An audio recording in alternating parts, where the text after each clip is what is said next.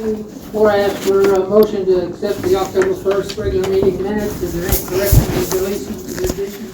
One correction, that's the location of the last meeting was here in the chamber, city chamber meeting, instead of the public library. Yep, that's copy paste there. That's John. Somebody. Do I have a motion to accept with the proposed change? Should I put further corrections or additions? I move to approve. Support. All right, no old business, new business. You need to vote first. Oh, okay. All those in favor say aye. Aye. Opposed?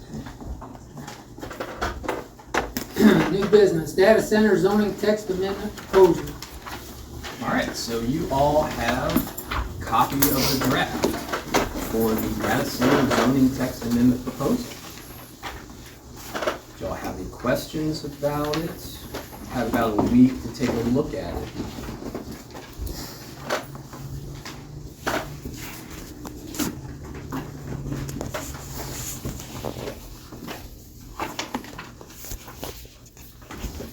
No questions?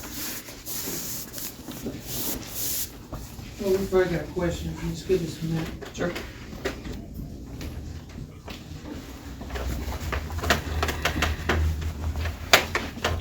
Of course, there's a lot to analyze and think through this. And one of the first questions that I have that the thought of is, you know, we're kind of trying to position ourselves to create a proposal that was best in class or near the top of best in class, and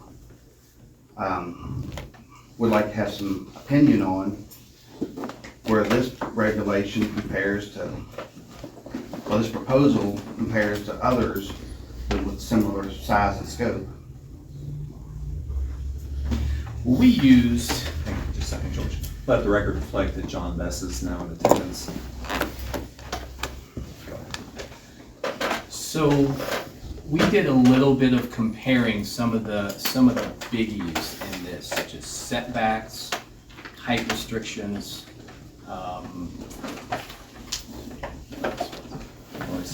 noise. So we use screening. I used some model ordinances. I used some regulations from the city of Maysville, because things like noise aren't regulated in the county, but they are in the city.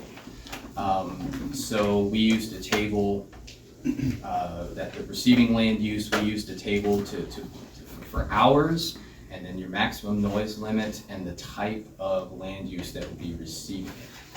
So for like residences and schools and places of worship, the maximum is lower than if it's agricultural, commercial, or industrial. What's that equate to, that 50?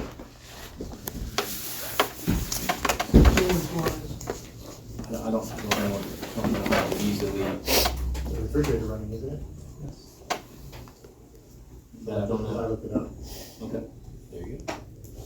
But these numbers were really based on what was in the city, and I figured what's good for the city is good for the county, since lots are a lot smaller. Does that make sense? Really, when you compare all the numbers in some of the other places that have passed regulations in Kentucky, it's kind of all over the map. But I used my best judgment, we used our best judgment. I really actually utilized a lot of what was in the zoning code for the city for a lot of things. And there are several sections that this directly just references and says, just look at that section for this specific regulation. Like height restrictions. The height restriction, this says the zoning classification that it's permitted in is I3, and as I recall, the 75 feet is the maximum height, and it just basically says 75 feet, and that's consistent with section 406.4. You know, this is a great segue for the next question, which I was hoping they would lead that way.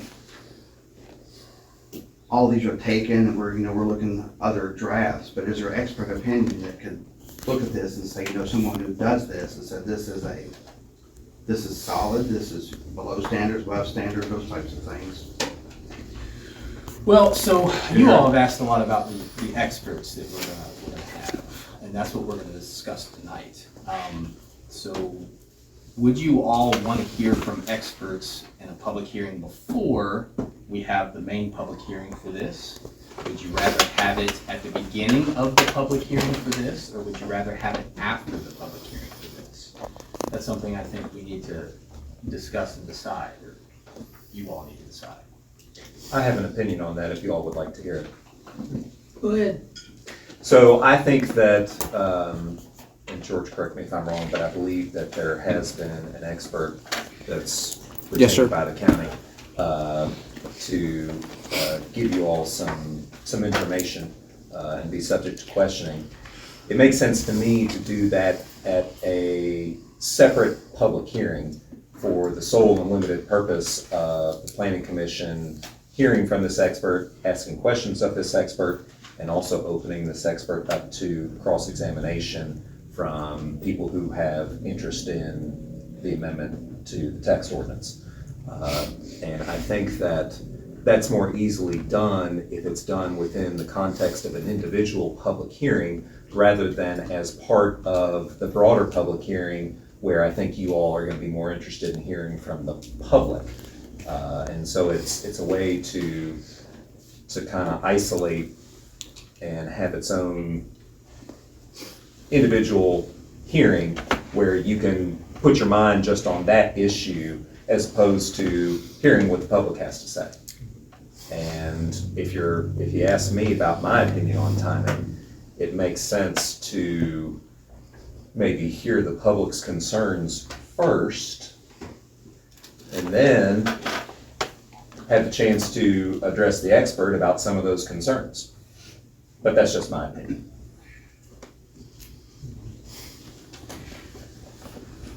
But in terms of potential logistics, which I think George is going to talk to you about, it might be easier to have the expert first. But again, this is your old show, and you get to call the shots. I'm of the opinion that, I'm not certain we want to bring it to a public comment time without us feeling like we have a good document. Well, I think so too, and I think we don't know what questions to ask. And with an overview, somebody giving us an overview and having opportunity to ask those folks, and we better understand where the public's coming from. Or I just don't feel comfortable. I just don't know enough about it. But council does make a good point,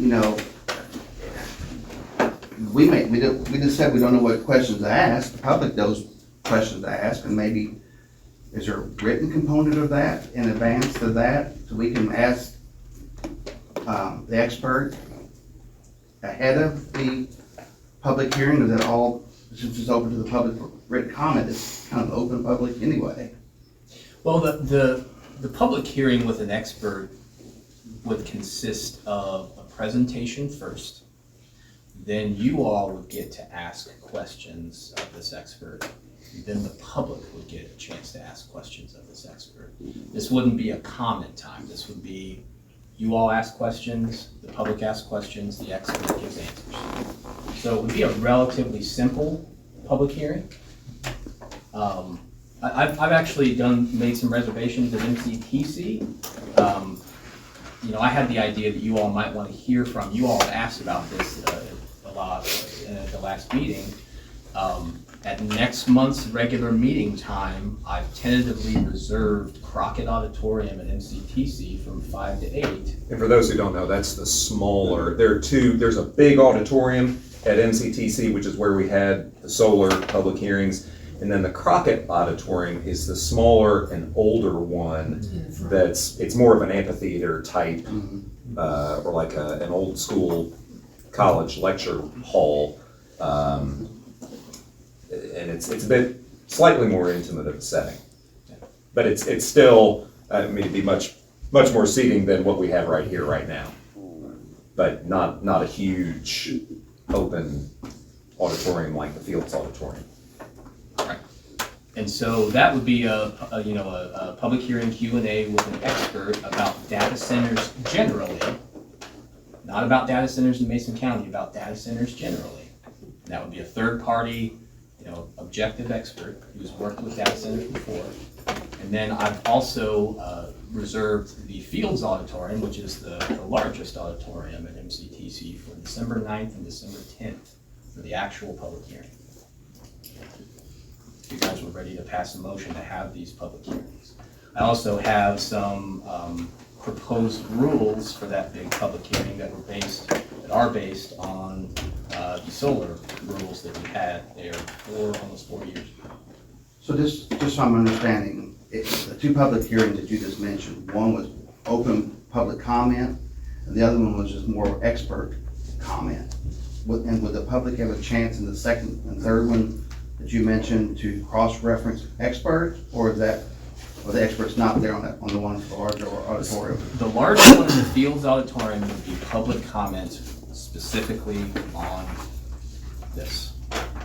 The first one would be a Q&A with an expert that talks about data centers generally. There'd be a presentation, and then an expert would be available for questions. To the general public or to this committee? Both. Primarily to the commission. Right. Correct. But I think that it would be contemplated, I mean, it's a public hearing, and I think that, to the extent that the public has questions that they want to ask, that they can. But again, it's your all's hearing, and if you all want to put some rules on that to limit how long the hearing's going to go, or to limit the number of questions or whatever, I think you're within your rights to do that. I don't know if you all want to have an 8-hour public hearing or not. Keep in mind too, if we had the expert. Wasn't on my bucket list. Question on the experts that you're talking about using. How many are you vetting? What criteria are you using in regard to that decision? Yep, I can speak to that, Mr. Chairman. Want to do some introductions.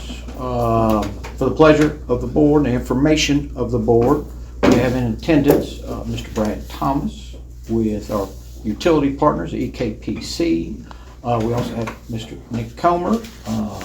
We also have in attendance Mr. Tanner Nichols. Tanner is with Frost Brown Todd, however, represents their zoning division, but also represents the current interested party. So a little bit partial, admittedly. Lastly, let me introduce Mr. Andy Shaw. Andy is with Kinder Horn. Kinder Horn has offices in Kimley Horn, has offices in 35, 40 different states, while they focus on a myriad of industrial and commercial siting entities. They do have a specialized division in technology campuses and data centers.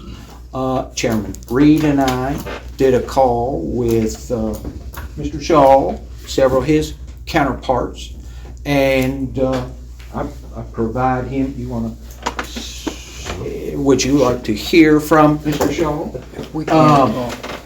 Maybe a little bit on his experience. I think we don't want him to, we want to stay in the rules and regulations. We don't want him to testify, but maybe talk a little bit about his experience. Andy Andy, what was your last name? Shaw, Okay. SCHALL. And again, the firm's Kimley, KIMLEY, _HORN. Okay. So, nice to meet you all. Well, it's nice to meet you. That's all right, I like that. So, I'm a licensed civil engineer, work across the country. I'm based out of Columbus. You all might know Columbus is experiencing rapid growth from data centers and the like. As a firm, Kimley Horn, we've been involved in, I'll say hundreds, but it's probably approaching 1,000 now, data centers. Now that's not campuses, that's data centers, so there could be more than one data center on campus. Everything from the small 5-10 acre sites up to the many thousands of acres. In Columbus, the team that I lead, we've probably done, say, 30, 35, but again, campuses in the Columbus area. And so we bring perspective of, it wasn't more than, maybe 10 or 12 years ago that the first one came about in Columbus. And so I haven't seen any information yet on draft ordinance and the like, but look forward to providing input and feedback. And again, it's for the Joint Planning Commission's recommendation, and you can take our recommendations, you can leave our recommendations, we can work back and forth, but here's a resource for you all. So thank you. Well done.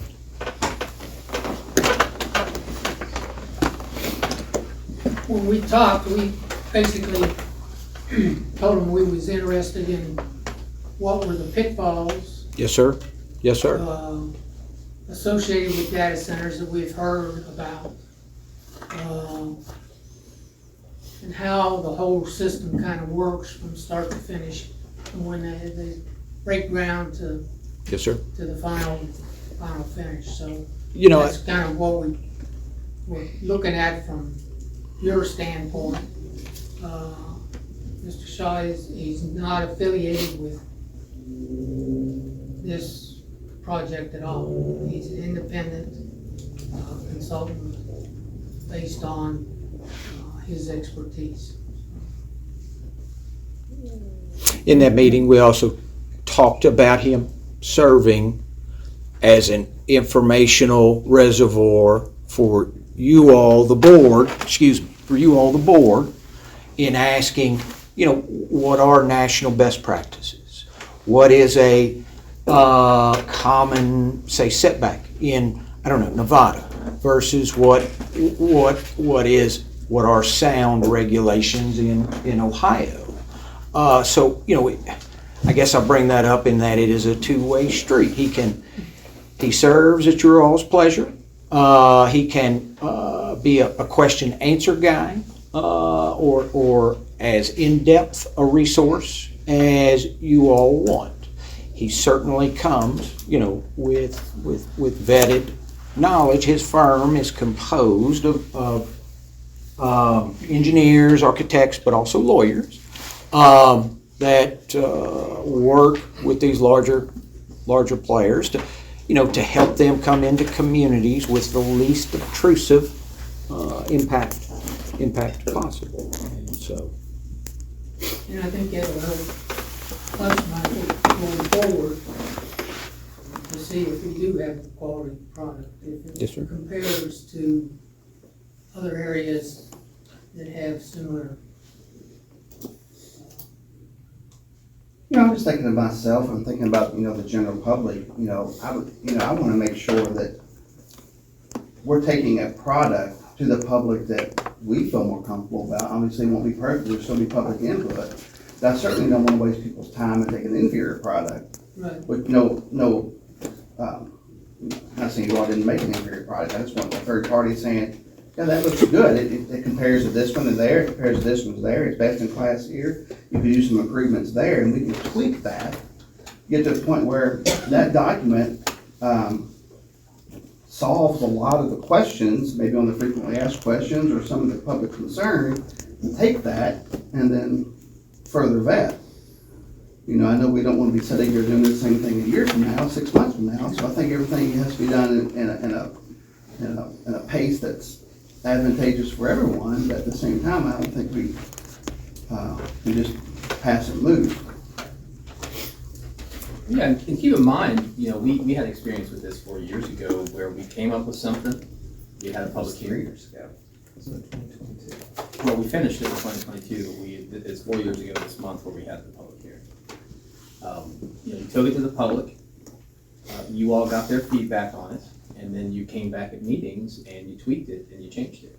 I remember the setbacks, I think they were pretty simple when we went to the public hearing, and then it became a pretty complex table after the fact. You guys don't have to get it 100% to where I would advise against it becoming getting it to where you think it's 100% perfect, because it's inevitably going to change anyway after you hear from the public.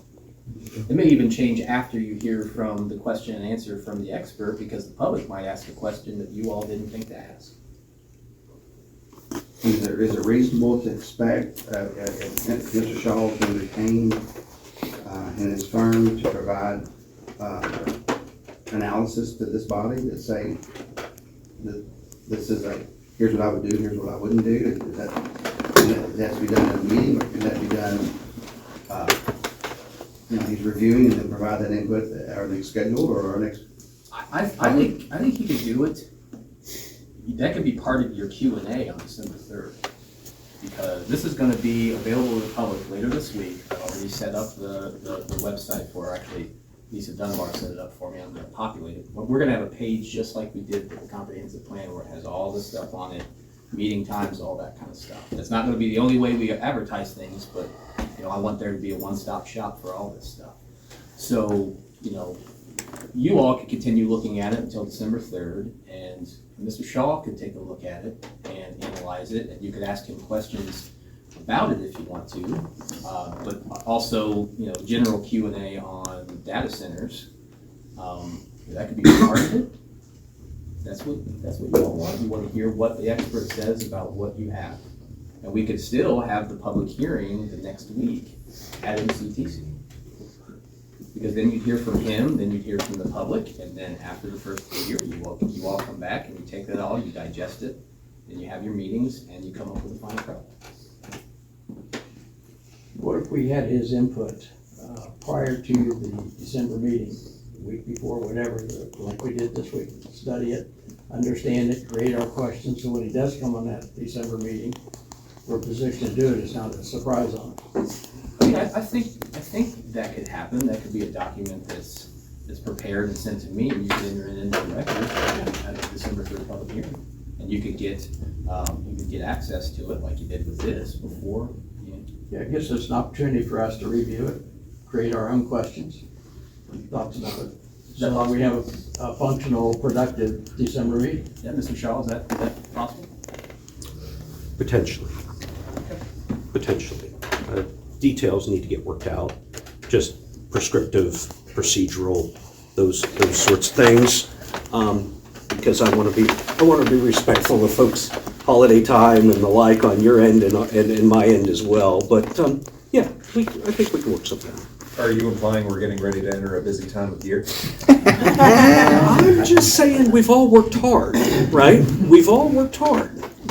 And family time's important time, okay? It is, even Okay.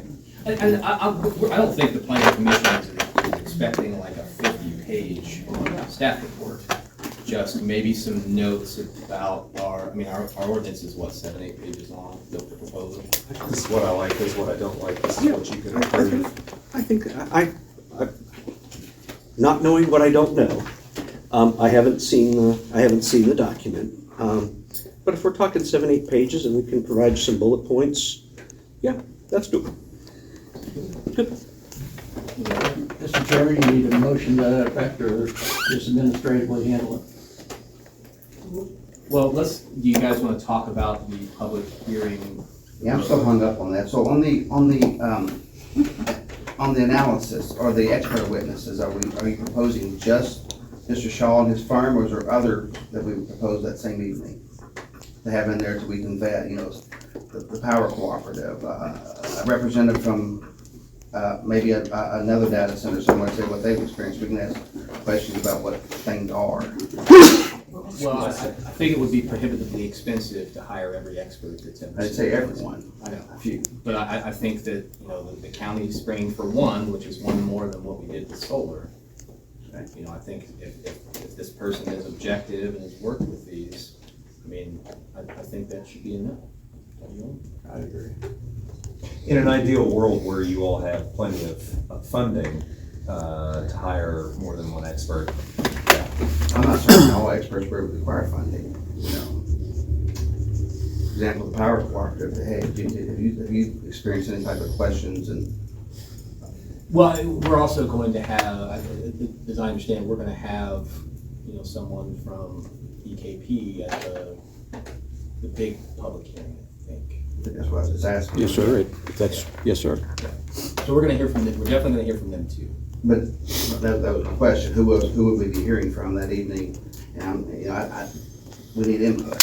What resources do we have that we don't have to retain and pay like EKP? Right, yeah, well, I think that first small public hearing, smaller meaning not the big 2-day one, that'll just be on data centers generally, and since you all wanted a brief analysis of this, I think we're going to, and that might be a good segue into talking about these rules.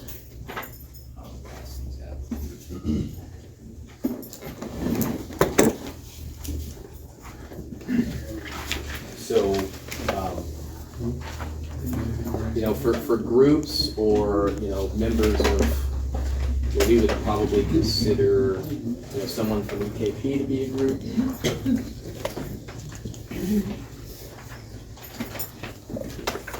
These are very close to what we passed 4 years ago. You all adopted for the big 2-day solar public hearing. Item number 4, groups will have 30 minutes to speak. You must designate one speaker. All groups must register with administrative official George Larger via email no later than 1 week prior to the commencement of the hearing. I think that's when we would have someone specific from like the power company to speak.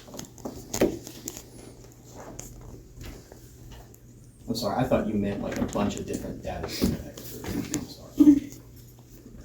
But we unfortunately, I don't think the county has the budget to have more than one of those.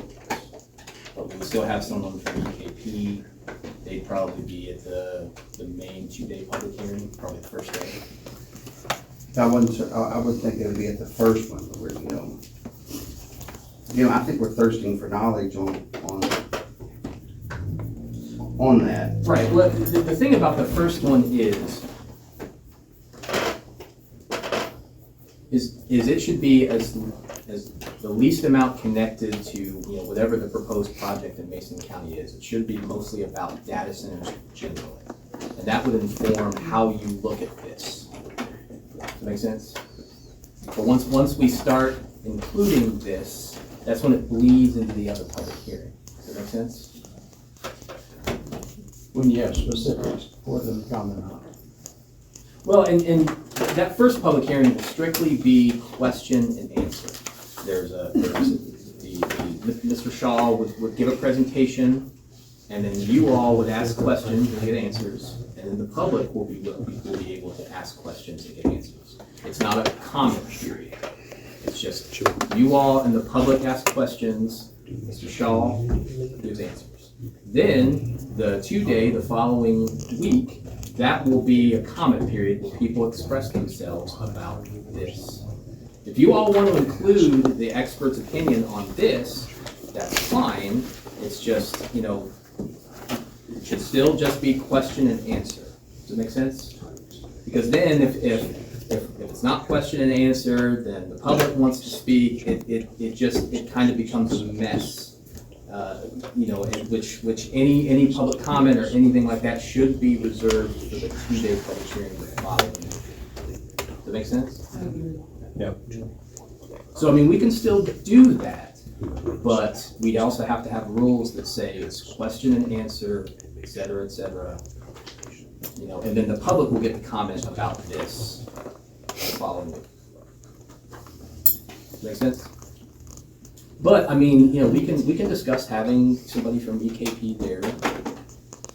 But again, that's context specific of Mason County, which is what we don't really want to go into. Does that make sense? It does, but if a question would, you can have a whole utility plan section in the regs. If there was a specific utility, I'm assuming Mr. Shaw could answer those, or are there other people there to tell us more about this? Well, if it's specific to Mason County, that will just have to be part of the cross-examination during the 2-day. That would be. I would imagine Mr. Shaw will talk about utilities elsewhere and what they experience. And how it works.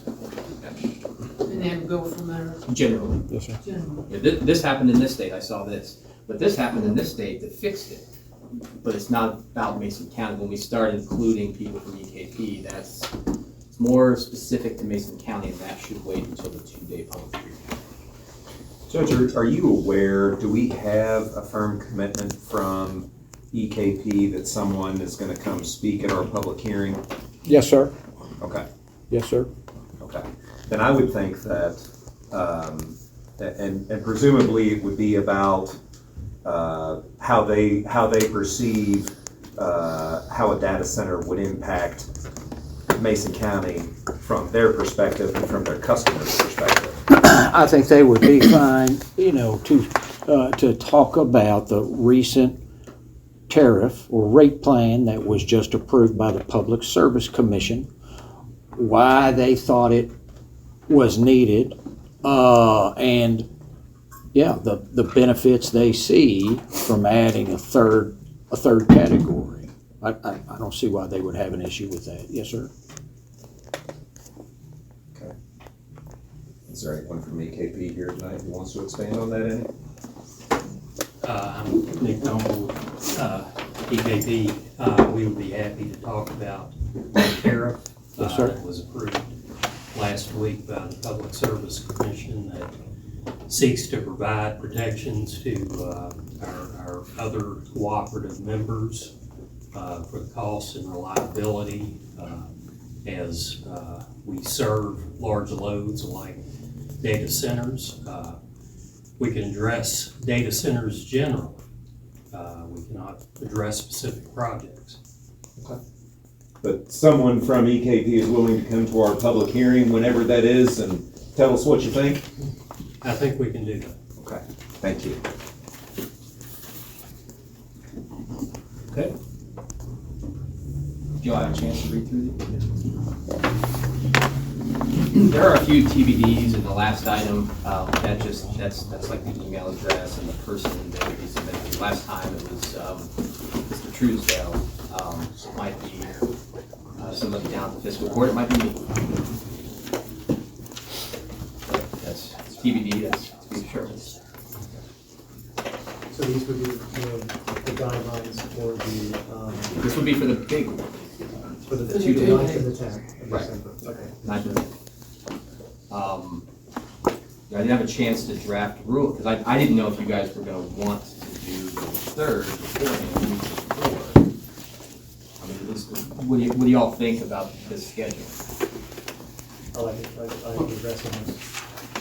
What days again? So, the Q&A one would be during the December, your guys' normal December meeting time, which would be the 3rd, at 5:30, but it would be a special meeting because we're in the auditorium.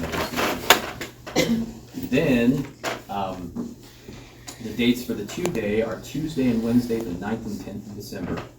We have the Fields Auditorium from 5 to 8. Of course, I'm going to bed, go a little longer than that. I'm not sure if I'm going to have it start at 5 or start at 5:30. I haven't really ironed that out. Will you have time and opportunity to memorialize the results of December 3rd and have that in print for us prior to the 9th? I don't know, but hopefully we're gonna have, like we did with solar, a court reporter to transcribe everything. But I can't say how long it'll take them to go through all their, Would that be our goal? No, I mean, if you guys have specific questions, I mean, I would just write down some notes. Okay. I mean, I don't know that it would be too terribly long of a meeting. It'd be a presentation and then questions. Because it's not a time for the public to do anything other than ask questions. Would it make any sense to schedule a special meeting prior to the 3rd, like 2 weeks today, to get feedback and ask prior to the public meeting? Even the bullet points, and have us kind of more time to digest some more of this information. I mean, maybe give his initial reaction on that draft.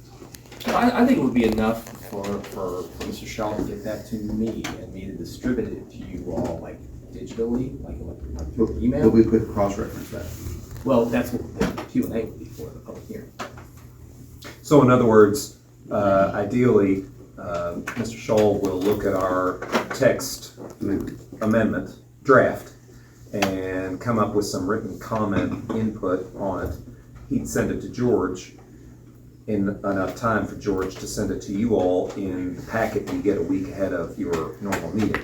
And so that way you would have that packet, that input, the week ahead of the special public meeting that we would have for Mr. Scholl to provide Q&A. Does that make sense? I'll probably mail that packet out 2 weeks in advance because frankly, I'm not gonna be here Thanksgiving week. So I'll get that to you 2 weeks in advance. I'll mail it to you. So the questions we would ask ahead of the 3rd would be the same question we'd ask at the 3rd. Yeah, so I don't think there's a meet, Right. like that's what the 3rd is for you to ask him questions. Then you'll have his notes and you'll be able to look at the notes, digest it for a couple Which may have weeks. answered some of the questions. Right. Right, so what I'm thinking is, Mr. Scholl looks at our draft ordinance, he comments on it in written form, he gets that, and tell me if I'm putting something on you that's unrealistic, and he gets that to George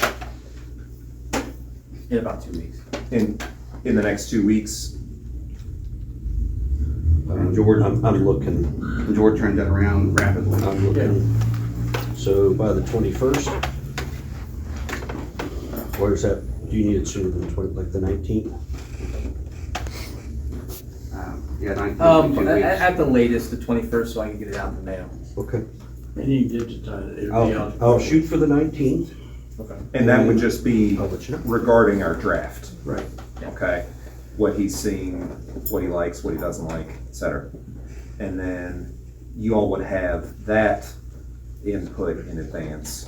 And then at our public hearing, which is just the Q&A public hearing, you would ask questions, the public would ask questions, and that testimony would be transcribed, but I can't promise you that you would have that transcription in time for the public hearing the following week. But hopefully the things that are important to you, you're writing down. Judge, Mr. Shaw, do you, and what, on your presentation on this proposal of, on the 3rd, what do you see in that presentation? What do you want to share best practices, other projects you worked on, pitfalls of those projects, how you remedied those projects? What you look for in that presentation? I'd be looking for some input from you all as to what you'd like to see in that presentation. You know, it's the whole, you know, selling ice to Eskimos, right? If you already have some basis of understanding, then I want to focus on the things that are important to you all to help further your understanding, right? So you tell me, you want to start with what is a data center? What are the types of data centers? And then we can roll into the components. And when we're talking about data centers, we're talking about campuses, right? We're talking these hyperscalers, presuming the text is written around a campus style development. That's the focus that we've advocated from when we've been working with municipalities and the hyperscalers themselves. That you think of it as a campus. It's not a building. The data center is the building, but when it comes to zoning code and the like, we're talking about campus and campus standards that then define the land use, the electric, the utilities, the Army Corps permits, the state EPA permits, etc. All of that's well and good to check, right?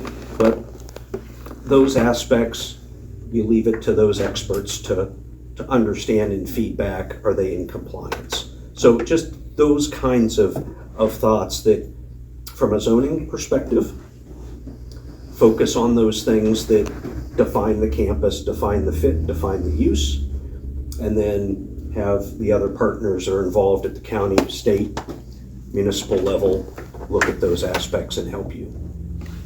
I would think that what this commission is primarily interested in, aside from just learning all they can about what that data centers are, et cetera, is what are the impacts on the surrounding area, and what can be done from a regulation standpoint to minimize any negative Mitigation. effects.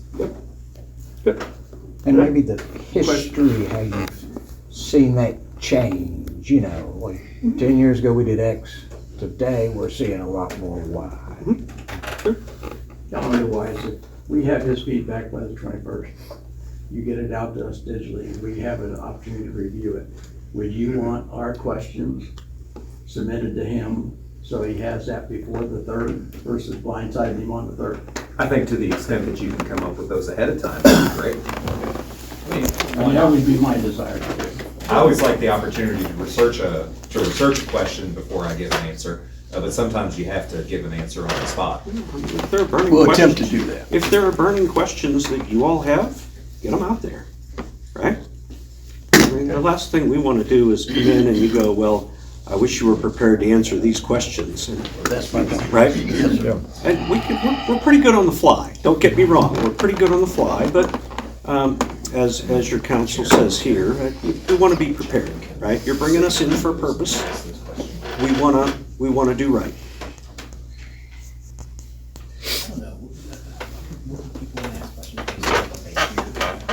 I mean, I think that's the type of stuff we want to know, you know, there's different types of centers and campuses, those types of things that have that explained.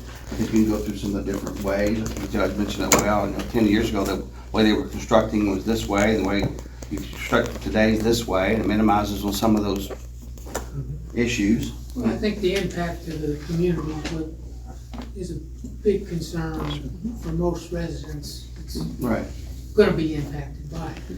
You know, our regulations, you know, what's good today may not be good tomorrow. If that something happens tomorrow, how do we protect that into the future as much as possible? What type of land use could be used to bring it back to what it was if ever needed, those types of things. And, you know, what best practices look like, and, you know, talk a little bit about, you know, you said 250, you said 300 feet, you know. That could be best in class, or it could be the bottom, and I think you can answer some of those types of things, where this plan positions Maysville, Mason County as we move forward, and how does this protect the community? And then I think all those can be answered in that presentation.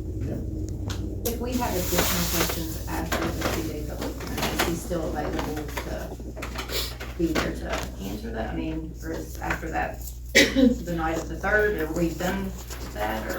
I think, my personal opinion is that if you want to ask additional questions, absolutely, but you may want to have another public hearing for that purpose. I think the more that you receive evidence and input upon which you base your decision needs to be in the context of the public hearing. I mean, and ideally, the way I conceived of this is I would imagine that the presentation would answer a lot of the questions. But I don't think it's a bad idea to have, you know, your guys' questions up front so that he can have an answer for you all. Ideally, since he's an expert, he'll already know the answers to those questions, but you know. And that's not to say that you're going to be limited in the questions you ask to the ones that you come up with in advance, because every time as you hear the information, that's going to lead to more questions. So on the 9th and 10th, maybe I misunderstood. Mr. Shaw is not there on the 9th and 10th. No, that would be the time mostly for the public to express itself on this.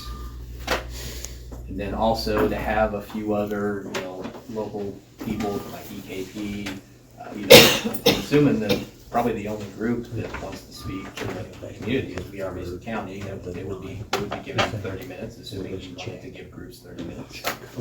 And then I think we have, if there's a representative of the prospect of the proposed project, they'd also be given 30 minutes.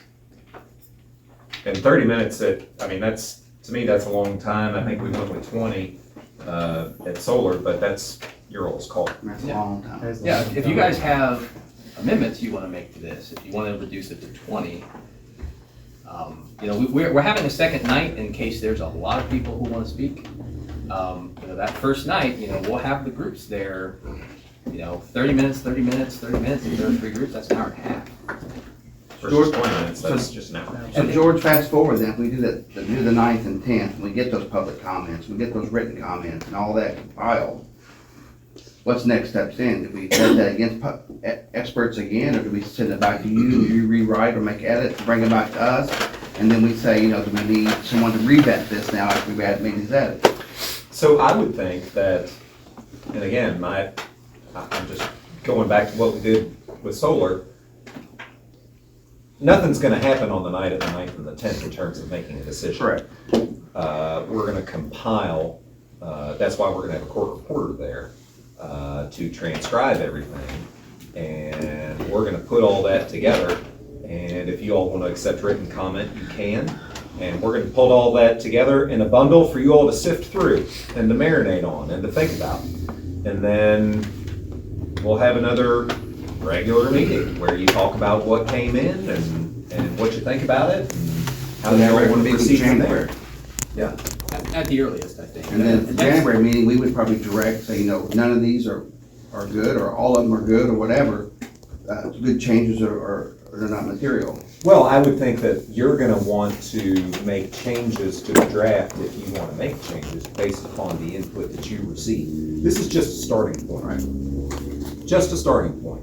What's the timeline look like? As long or as short as you all want it to be. You know, everyone wants this to be over as soon as possible, but at the end of the day, this is your all's decision to make. And,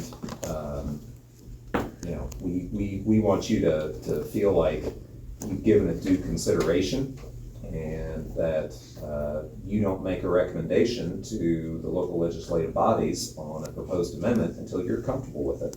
And if you're able to do that with a couple of minor changes at the January meeting, great.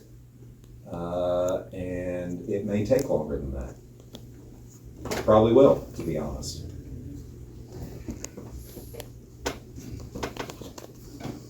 Yep, and keep in mind too, what I was planning on doing is having, you know, I think with solar, you know, going back to our experience with that, I think we had 2 or 3 meetings after the fact. The decision was reached in, I think, May, and our big public hearing was in November. Mr. Shepard's shaking his head, so. But we didn't really step on the gas after the first of the year. But I would imagine we'd have at least one meeting, and these meetings, your meetings would be, I figure, special meetings. We'd have them, as with solar, we had them across the street in the library because we thought there'd be people who wanna, you know, watch the sausage being made, and you guys hashing this out. In some ways, this might be a little simpler because, you know, solar, I keep saying this, solar was kind of a unique situation where the planning commission was trying to, it was a relatively new technology that was being built for utility scale. And you all were, I think only 2 of you were here on the planning commission back 4 years ago, 3 or 4 years ago when you all were doing this. You were coming up with regulations for something that would be a long-term yet temporary land use that would go on agricultural land and be designed to be able to be taken up and removed, and the land would go back to being agricultural. This is a different situation. You know, the land would be rezoned to industrial and it would be a permanent installation. So, you know, things might be a little simpler where that's concerned. Yeah, and that's something to keep in mind here. We're just talking about the text amendment at this point. This project is presumably going to go in A2 land, and your text amendment says it's only going to be this is a permitted use in I3 only, which means that after we adopt the text amendment, assuming the developer wants to proceed, there'd be a rezoning process as well.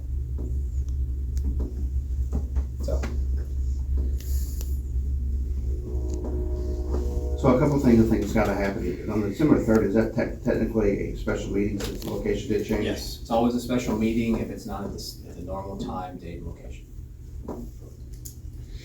And do we need to come up with proposed rules for the 9th and 10th? If we know it, I think Well, that's what this is. That's what this So they is. 20 guard to the 20 minutes or change it to 30 to 20. If you guys want to change it to 20.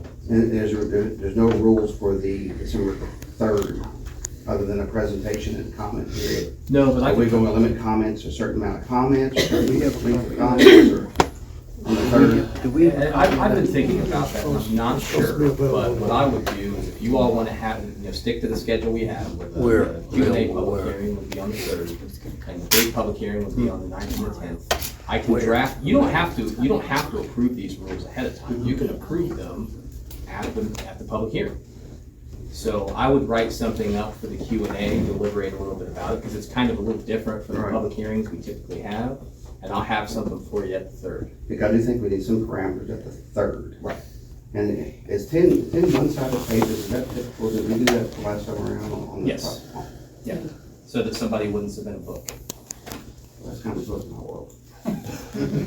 Well, we wanted to be generous. I'm sorry? I just think it was a decent number so that somebody could get their point across and use some data and stuff. And, it wasn't too limiting, but it was large enough. It's enough of a hurdle to where it has to be, signed under oath and notarized.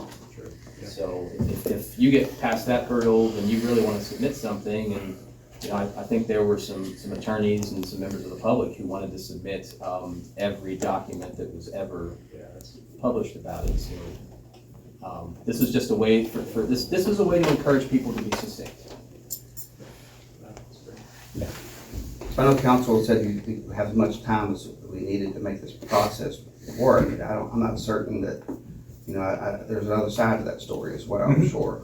Absolutely. And then too much time is too much time. Mm-hmm. Well, the thing is too, this is something I remembered, is we're going to publish these rules too ahead of time so people know what to expect. Because they're going to need to know if they want to submit written comment, they have a time limit, and that's if they want to be a group that speaks, they have to contact me, sort of register a week beforehand, and if they want to submit something, this is the process through which they're going to do it. In terms of the 3rd, I'll author something in the next week, and I think it'll be fairly reasonable, so that we can make that available to the public as well.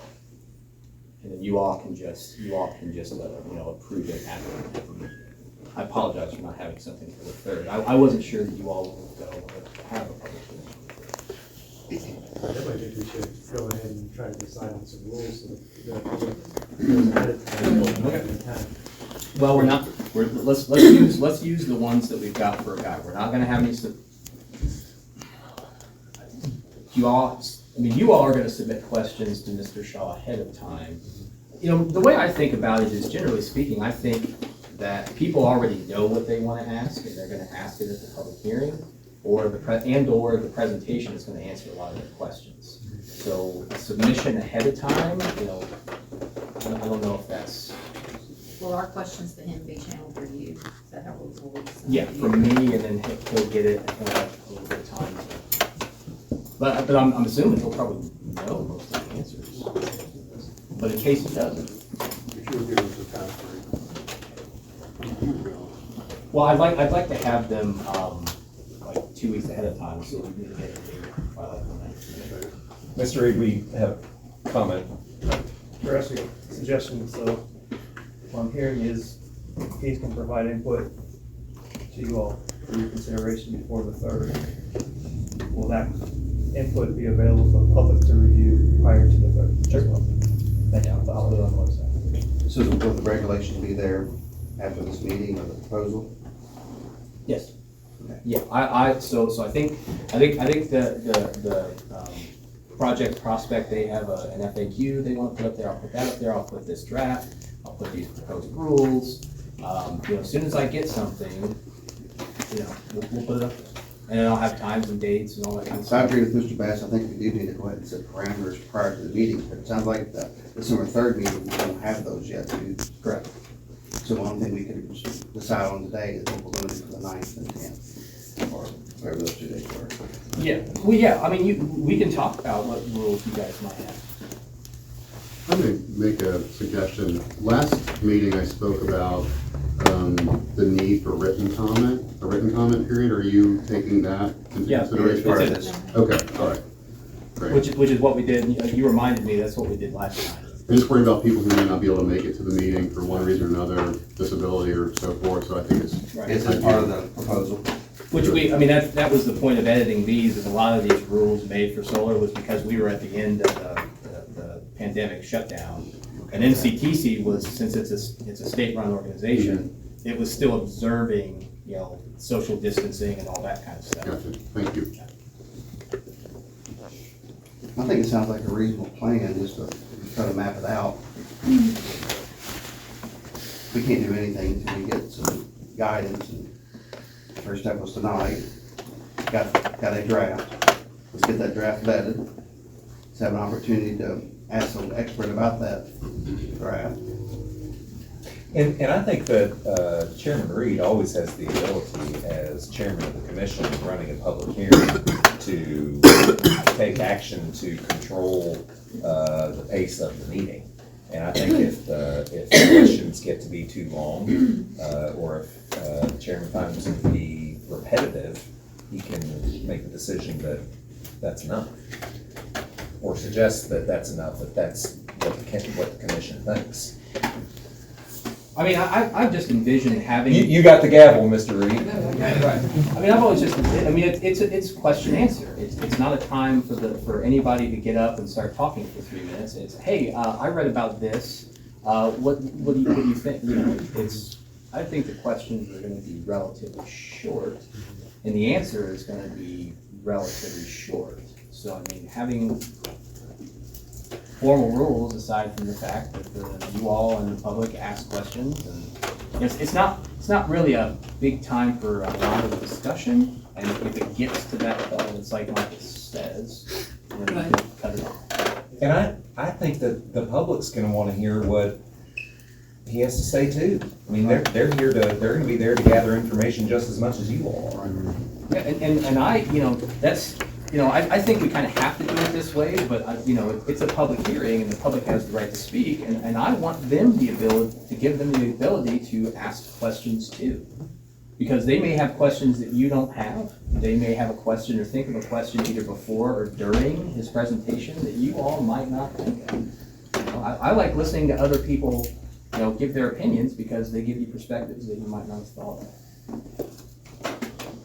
So, I mean, we can come up with rules. You guys have any ideas for the December 3rd meeting that you think are?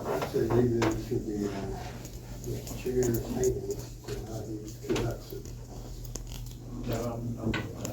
All right, I'll just make sure to bring the gavel. Good. On these for the public hearing, so the 10th, 9th, and 10th, we should probably decide whether we want to Yes. modify these at all, or? Right, so let's just go through them, one at a time. So we did this last time, and I think it was more for social distancing, it was at the end of the lockdown. The public hearing will be live streamed on the City of Maysville Facebook page.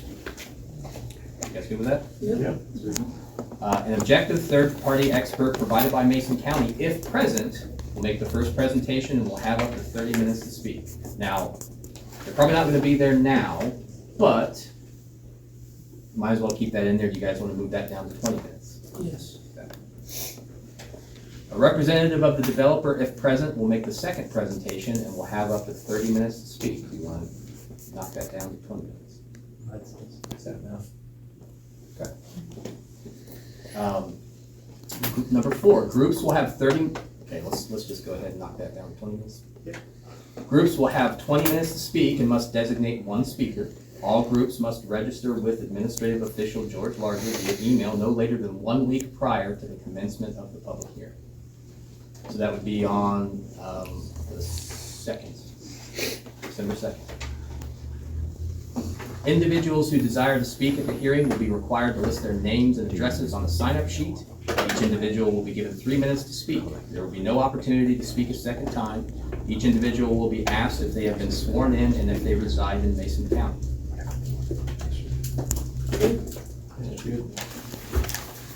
Yes, ma'am. Yeah, question, if you have to register by the 2nd, but you haven't been you haven't attended the presentation on the 3rd yet, how do you know you're gonna want to register? You only have to register if you're a group.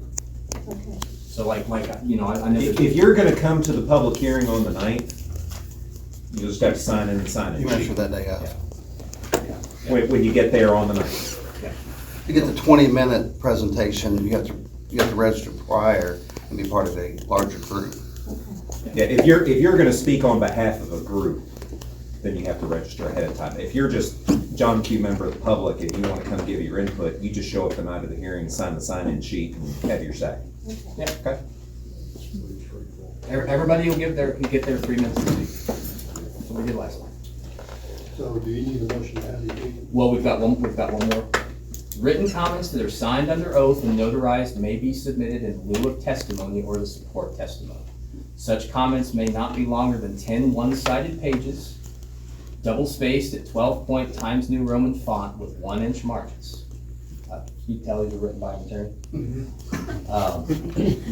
Written comments may be submitted to the attention of TBD. That's the one of the TBDs in there at the Mason County Fiscal Court, and it has the address by hand delivery or emailed as an attachment to TBD until 4:30 p.m. on December 9th. Mailed to such address if postmarked no later than December 9th, or presented in person to the designated recipient at the commencement of the hearing on December 9th. Non-compliant comments will not be considered as evidence in the record of the public hearing. The reason why those TBDs are in there is because a gentleman who was Mr. Truesdale. He was the one who collected them, and there also was a specific email address set up to collect these. There's like solar at Mason County. So I just haven't determined what the TBDs are. That's why it says TBD. I'll probably just be the person who accepts it. I mean, I think we need to add it now if we're going to talk about it rather than. Thank you, George. All right, it'll be me. I'm the first TBD, and it'll actually be at the city of Maysville instead of the fiscal courts. I'll spare Sherry this burden. So it'll be, okay, let me read that. Written comments may be submitted to the attention of George Larger at the City of Maysville Municipal Building, 216 Bridge Street, Maysville, Kentucky 41056, by hand delivery or emailed as an attachment to, I'll put my email address in there, until 4:30 p.m. on December 9th, mailed to such address if postmarked no later than December 9th, or presented in person to the designated recipient at the commencement of the hearing on December 9th. That will probably be a member of the county attorney's office. Yes, it was 4 years ago. Non-compliant comments will not be considered as evidence in the record.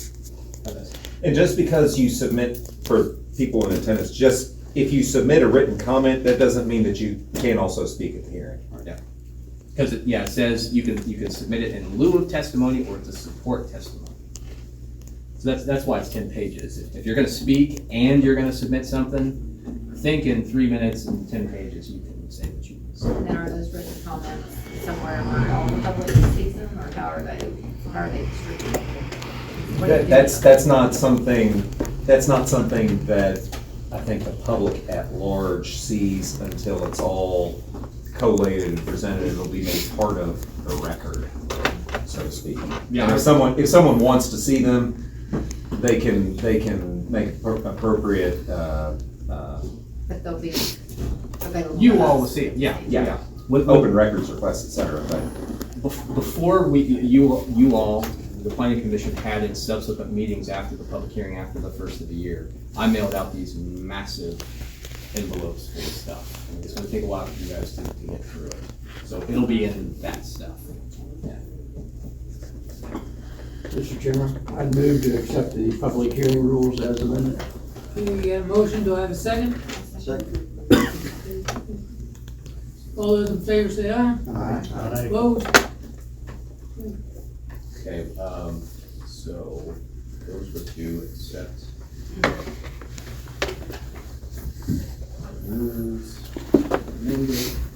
So, do you all want to pass a motion to hold? Let's just make them both 5:30. So, on the public hearing on the 9th and 10th, the second one, you don't know how far it's going to be, but you almost have to do two, which may not make the first. second, vice versa. Well, and also, you, like, 4 years ago, we did it on a Tuesday and a Thursday. I contacted the lady at Carrie at MCTC, and in December, she had the 9th and the 10th, and the 17th and the 18th. And I don't think anybody's gonna want to do this the week before Christmas. So if you come to the 9th or 10th, you can speak at one, One. not either. Yes. And having it over 2 days, one, it's long enough to where we should be able to hear from everybody.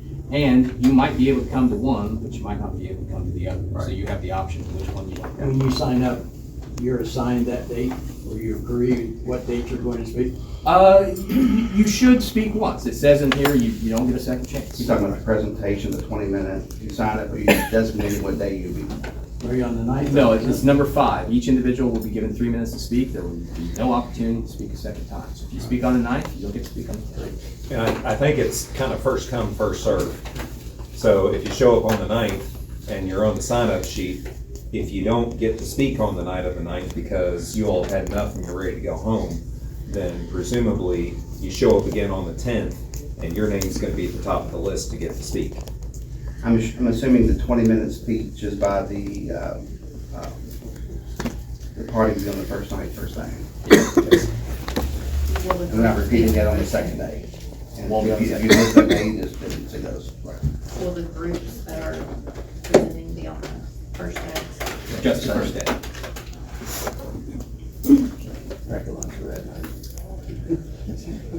So now we're up to whether we want to have a public meeting, a special meeting on the 3rd. Yeah, so you all need to pass a motion to basically have the 2 public hearings that I've tentatively scheduled for. That would be December 3rd, Wednesday, December 3rd at 5:30 in the Crockett Auditorium. And then it would be Tuesday and Wednesday, December's 9th and 10th at 5:30 in the Fields Auditorium. Both at MCTC. They would both be special meetings. I'll make that motion. Support. All those in favor say aye. Aye. Opposed?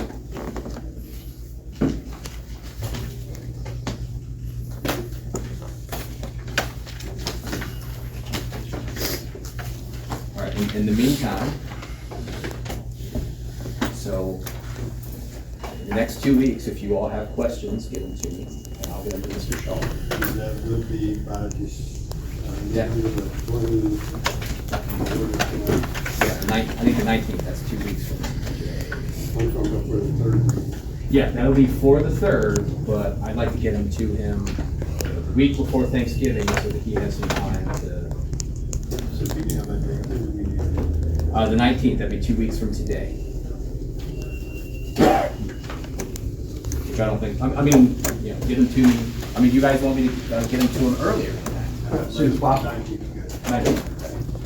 And I will get, this draft will go up either tomorrow or Friday on the website, but I'll send it to him. I'll also give him links to, we reference different areas of the zoning code. I'll also give you links to those so you don't have to go searching for it. And then he should be able to get something to me that same week, and then we'll enter it into the record on the December 3rd meeting. And then, you know, he can answer those questions. You all can ask more questions, the public can ask questions. We'll have a good old time. Any questions, any comments? Anything else? I appreciate you putting all this together. Hey, Michael? welcome, that's My a pleasure. We don't have anything else, I need a motion to adjourn. So good. Second, all those in favor say aye. That's right.